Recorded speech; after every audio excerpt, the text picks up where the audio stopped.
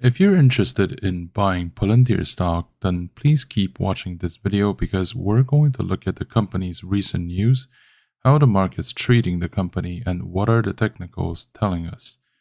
We're also going to try to come up with the best trading approach given the current circumstances. As the market remains volatile at the moment, we should always be careful of which positions to pick, as well as their individual timing and exposure.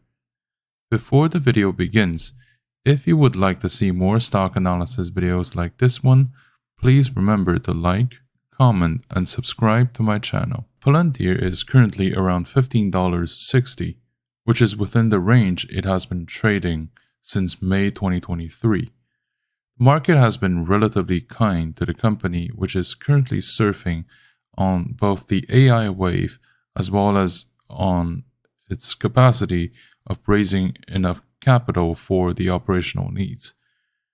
The market has always been sensitive to Palantir's stock price, as many people believe that it is one of the main spearheads of the speculative and tech stocks.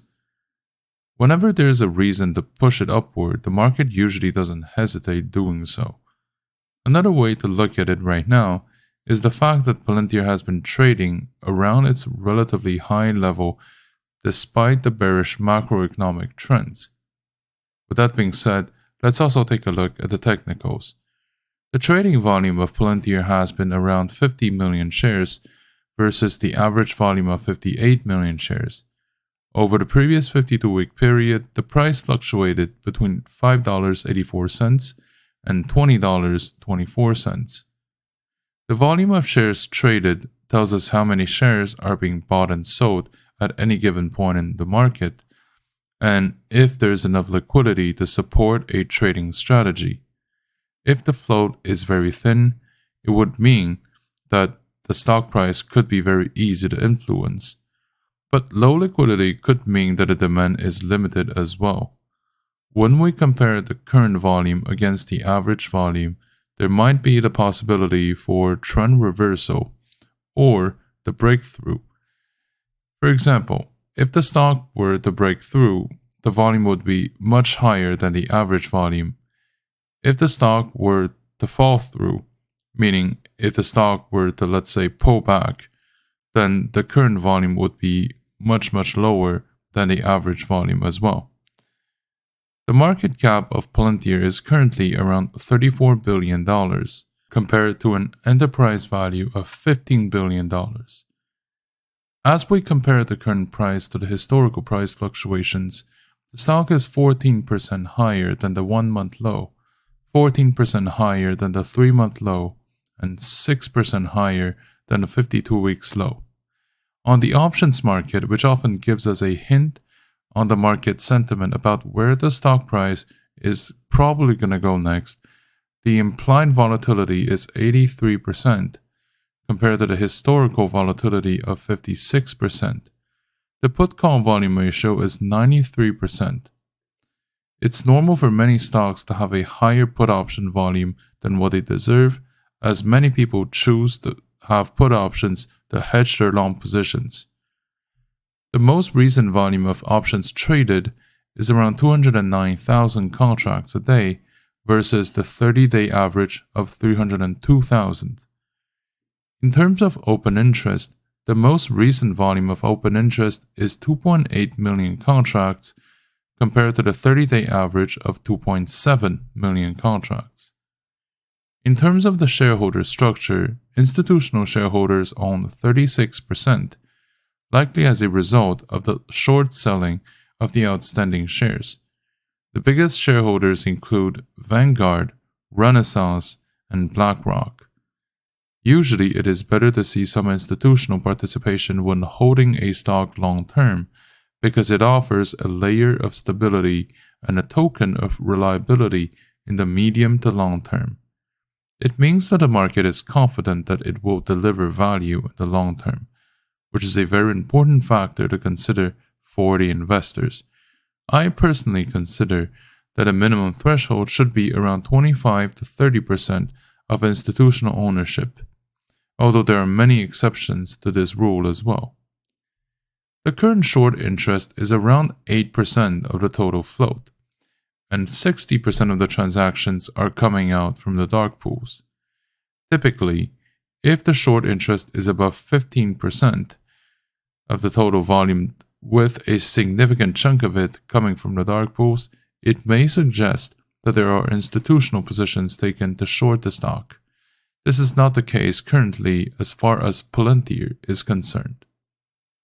So right now, the global markets are facing a complex interplay of factors that have the potential to significantly influence the equities worldwide. In this speculative analysis, I believe that the consequences of the global inflation, surging commodity prices, and declined quantitative easing, as well as the rise of inflation rates or interest rates, plus the geopolitical instabilities, are going to play a significant part. The increasing inflation rate has been putting pressures across the globe, threatening the purchasing power, raising the input costs, and impacting corporate profitability. Companies operating internationally may face challenges in managing rising production costs and also to sustain profit margins. Those dynamics could trigger market volatility as investors adjust their risk-return expectations. The upward trajectory of commodity prices, including energy, metals, agricultural products, have been having far-reaching implications for various sectors of the global equities market. The companies heavily dependent on these commodities may experience squeezed profit margins, potentially affecting stock valuations and investor sentiment. The reduction or the end of QE's quantitative easing measures by the central banks worldwide may have resulted in reduced market liquidity. So this in turn could lead to higher borrowing costs for companies seeking capital, which may also discourage investment activities or will.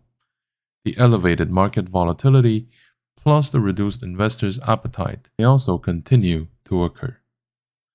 Now, the central banks around the world are tackling this delicate situation of balancing the inflation rates with the economic stability and, if possible, growth. Central banks opted for aggressive interest rate hikes to combat inflations. Borrowing costs for companies have been rising, which has also slowed down business activities and also fueling the market's volatility in terms of the equity prices. Now, ongoing geopolitical tensions, including trade disputes, political uncertainties, and social unrests, will inject an additional element of volatility into the global markets. Investors may adopt a cautious approach, shifting towards safer assets, impacting the equities. Additionally, the escalating conflicts may disrupt supply chains, negatively impacting the performance of international companies. Given the interconnectedness of global markets, the aforementioned factors have reverberating effects on the US equities market. Companies with significant exposure to international market may face a lot of headwinds resulting from the economic slowdowns, disrupting the supply chains and the currency fluctuations. But nevertheless, the US market is known for its resilience, and the diverse sectors may attract investors seeking safe havens. So really, the current landscape is characterized by global inflation, surging commodity prices, reduced quantitative easing, rising central bank inflation rates, geopolitical instabilities, and also ongoing lack of certainty regarding growth. While the US market may exhibit relative strength due to the safe haven status, it's going to remain interconnected with the global economic landscape.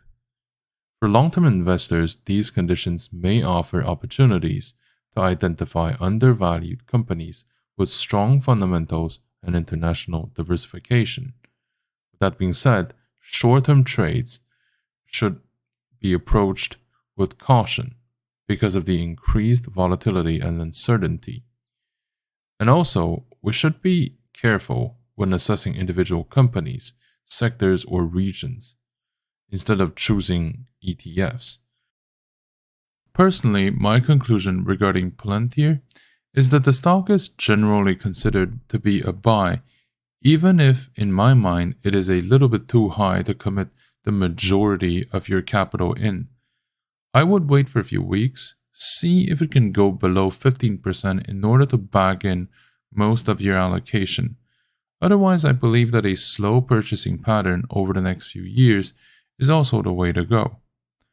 I would recommend to commit between 3 to 5% of your portfolio in Palantir when buying, and to split the allocation in batches of 20% at a time over the next 3 to 6 months, so that you may purchase more in retracements.